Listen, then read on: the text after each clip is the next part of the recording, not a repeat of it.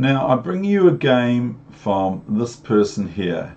Every New Zealander knows who this player is. Well, not every New Zealander, but most chess players in New Zealand know who this player is. It's none other than Ortvin Sarapu, International Master of Chess. Ortvin Sarapu, who presided primarily in Auckland and derived from Estonia.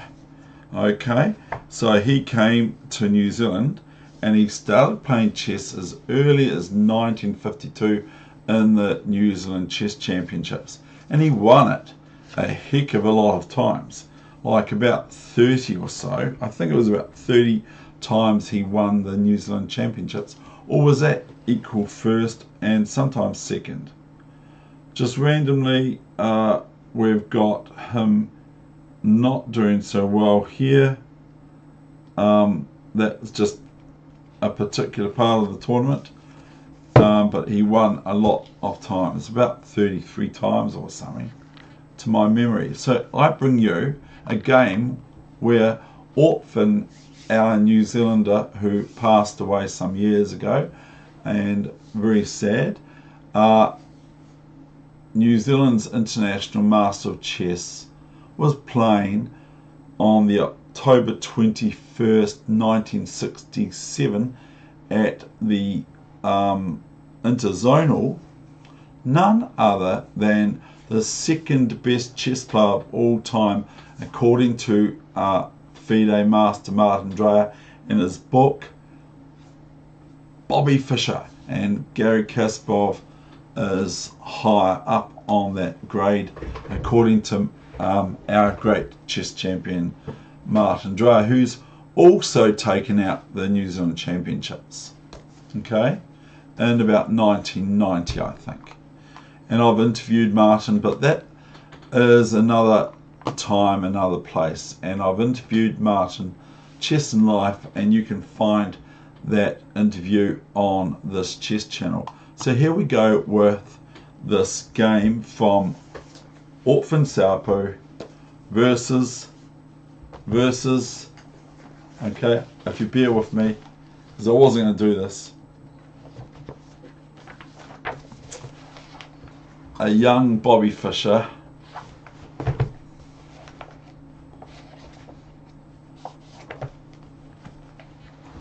and one in 1972 Bobby Fischer. So here we go, let's get into this game. Ortvin is black, and Ortvin is black. I want to keep this page because Ortvin is black on this day back in 1967 at the source, I'll say, but I might be incorrect, I haven't checked this pronunciation. Source Interzonal. So we have a Rubinstein French. For those who want to know what a Rubinstein French variation is, well, here it comes.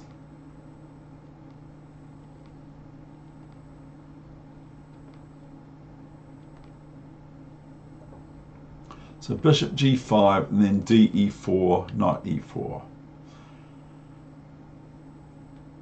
And knight bd7.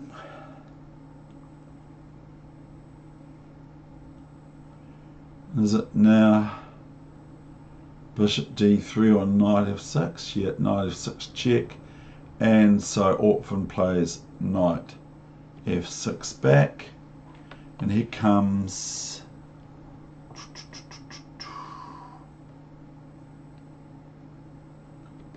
knight f3, I thought, yes. And this just, yeah, it stops black from wanting to maybe play this move, but not that I'm saying that. And c5. And I just want to do some reading out of this book from Bobby Fischer's games. And the Ortvin throughout the whole game. Yeah, anyway, I want to do some reading out of this soon. So bishop b5 check. So this can just elementary speaking, double up black's pawns if white wishes. Here we have a sort of a pawn sacrifice, that movie. So we have a sort of a pawn sacrifice, and here's castling. And bishop c5, bishop c5, and queen e5, and bishop e7.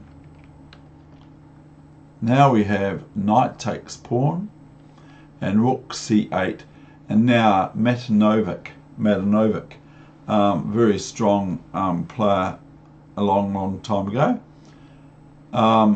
suggest here king b1, and white has a plus, but white played not a very good move, is f4. And now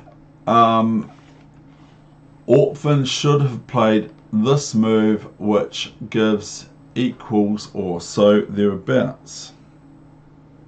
Yes, according to Matanovic as well. H6 here, and black has an equal game with the great Bobby Fischer. However,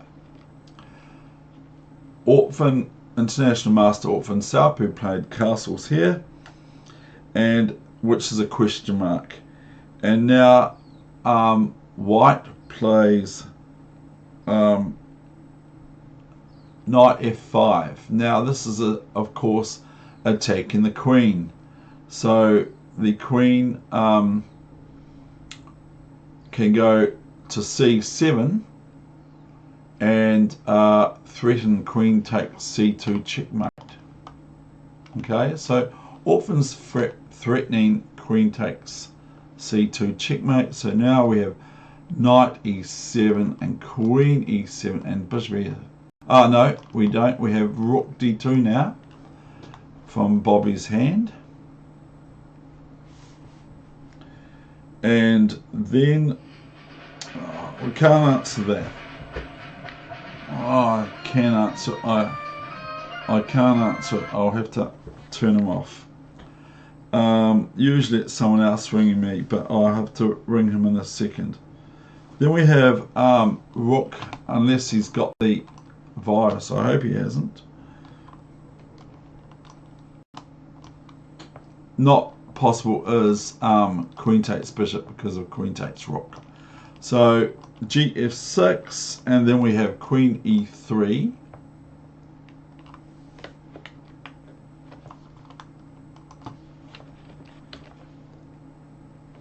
Something's happened here. So I have to do it manually. Don't know why that's happened.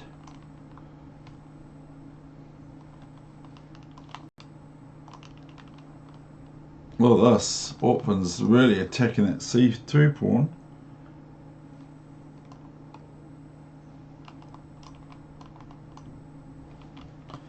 And here it says after rook f5, it says Sarapu has obtained a position with promising play against Fischer's castled king's position. So Fischer's queenside castling. So he's obtained a position with promising play against the great Bobby Fischer. Keeping the rooks on the queen's bishop file and using pawn to queen knight 4 to 5 as a demolition tool seems much better than rook f5. But they haven't given it a bad move. Now we have pawn to queen, rook to queen, rook 4, rook a5, and we have pawn to queen, rook 3. If you bear with me, sorry, thank you.